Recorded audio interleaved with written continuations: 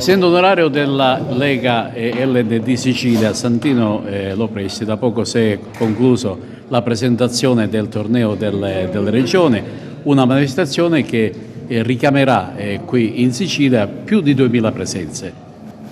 2000 presenze giornaliere, quindi parliamo complessivamente per la Sicilia di 10.000 ospitalità con un impegno di oltre 1 milione di euro. Per quanto riguarda la provincia di Agrigento, Caltanissetta ed Enna avremo circa 2000 presenze nei 3 giorni in cui vi sarà la fase preliminare.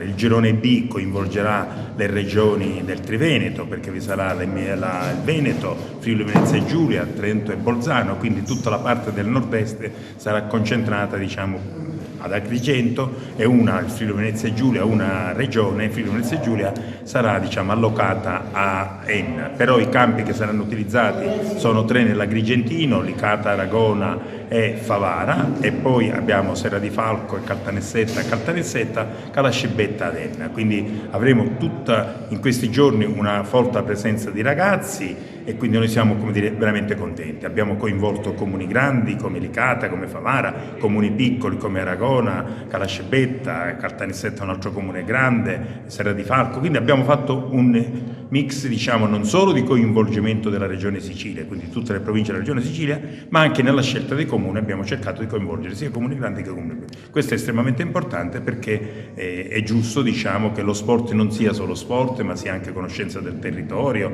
sia socializzazione, sia stare insieme. Bene, tutte queste cose, questo torneo, che è il primo, questo torneo delle regioni, lo consentirà. Noi stiamo lavorando perché tutto riesca al meglio e che riusciamo a dare un'immagine non solo della provincia di Agrigento, ma complessivamente della Sicilia la migliore possibile.